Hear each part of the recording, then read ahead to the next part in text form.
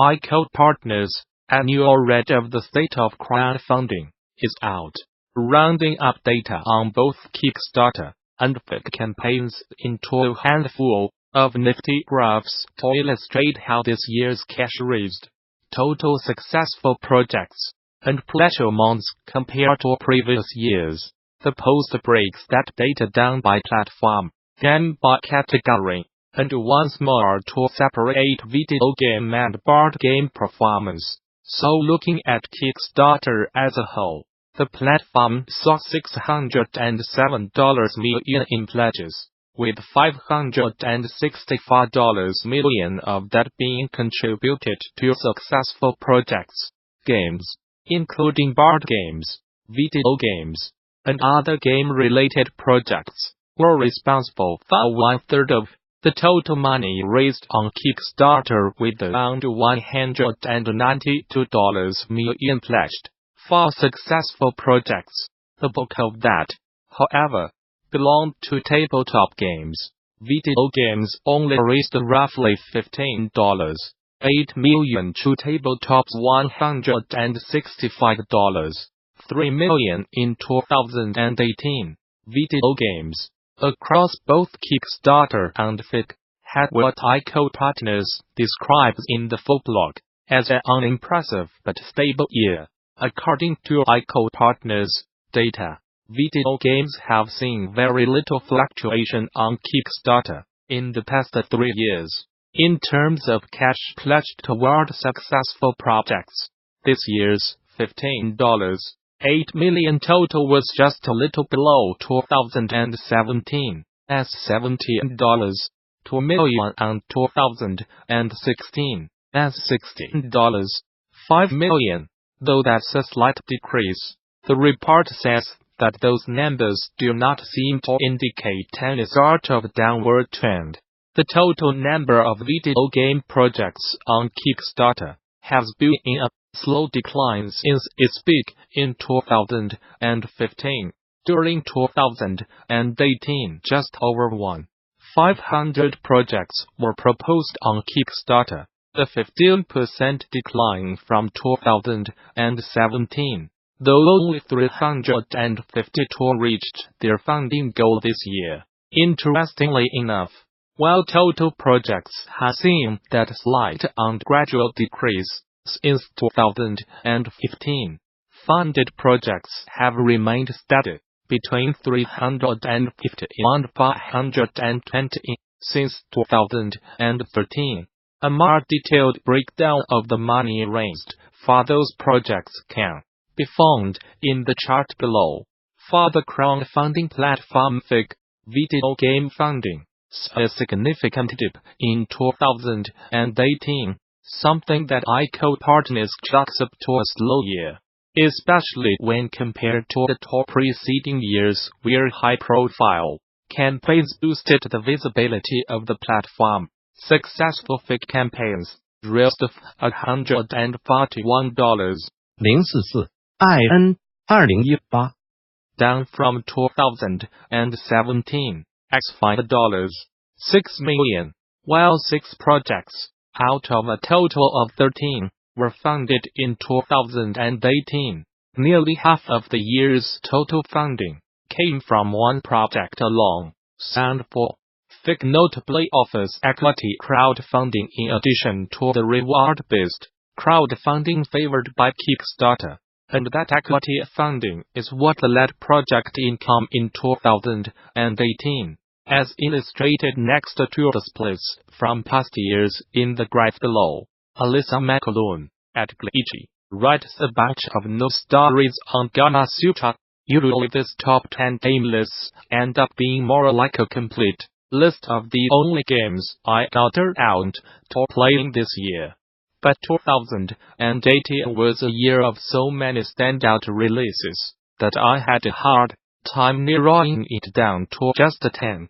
This is probably my third rewrite of this list, because I keep running across more in the margins I played way early into this very long year. Actually, there have just been so many wonderful games and decisions are hard, but for every game I managed to spend some time with, at least to have been added to that. I should really play that list I keep neglecting.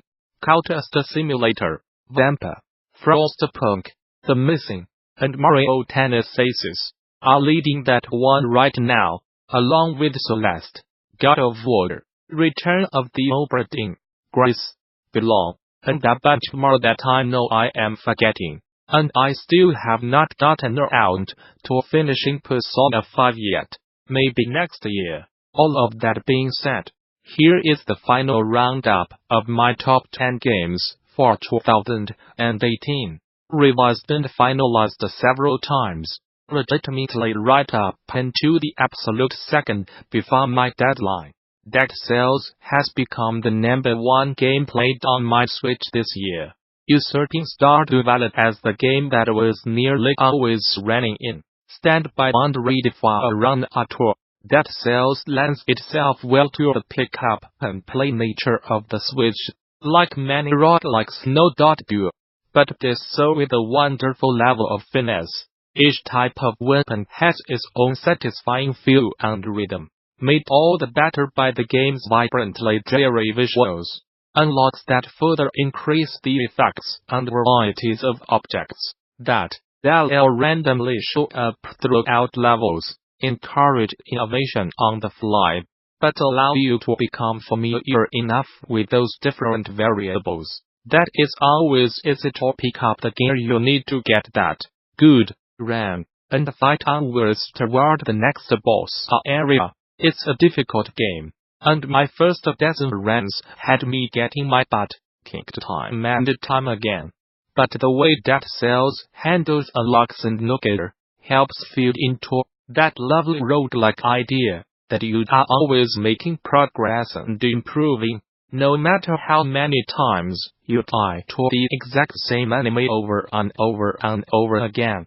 Forsaken was the Destiny expansion that brought our clan back together for weekly reset day play sessions. At its core, it has the same activity-rich loop that Destiny 1 as the Taken King expansion used to bring dormant players back into the fold.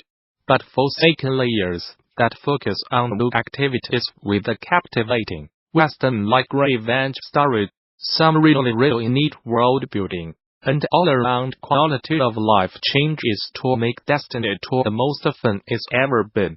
One of the best things about Forsaken is the Dreaming City.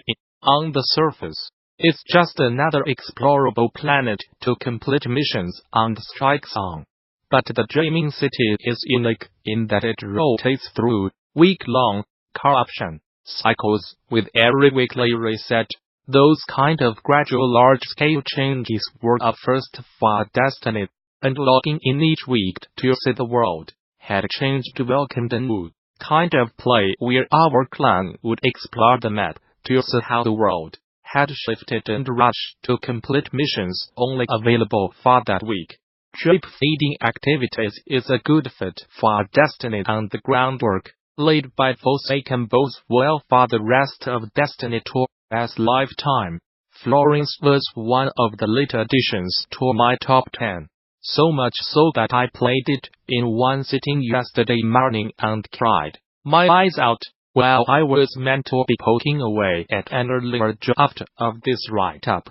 The game does a masterful job of introducing its small cast of characters along with their hopes, dreams, and flaws, all through small scenes, driven by simple puzzles and very little dialogue in under an hour. It's a wonderful, emotional game that is a perfect fit for mobile, and is now on the very short list of games that have moved me to tears. The Hitman sequel drops the episodic format of that last rendition, but keeps a firm grasp on Hitman 2016, as charm and quirks as it introduces just the right dose of new mechanics, new levels, and new content to the last game's already tried and true formula. Hitman 2 Exmatic is in each of the massive sandboxes that each main story mission of the game is set in, and how it gives players the freedom to take complete ownership of their plans and assassinations. Whether the steps they took to complete those objectives were laid out by the game suggested or plotted out completely from scratch, like the game before it. Those base levels will also become home to challenge-like escalation missions, user-made contracts, and limited-time elusive targets throughout the lifetime of the game, setting the stage for hours upon hours of free content to keep Hitman completionists like myself busy until the paid expansion pass content shows up later on. And I have not even mentioned the Hitman 2016 Legacy levels remade for Hitman 2's new island mechanics, and the strangely satisfying competitive multiplayer ghost mode introduced in this game. It's safe to say I am still going to be obsessed with Hitman well into 2019. Minit bundles an adorable aesthetic with an interesting car concept to deliver a short, sweet, and productively frustrating little game. Your character dies every 60 seconds, and is reborn from whatever place they call home each and every time, transforming what could be a straightforward classic Zelda-like road into an assortment of intriguing little micro-puzzles. It's not a long game, nor is it complicated, but it's a charming little adventure that does exactly what it sets out to do and does so wonderfully. I have not a thing for strange visual novels, so if you slap a multiplayer element in there and some spooky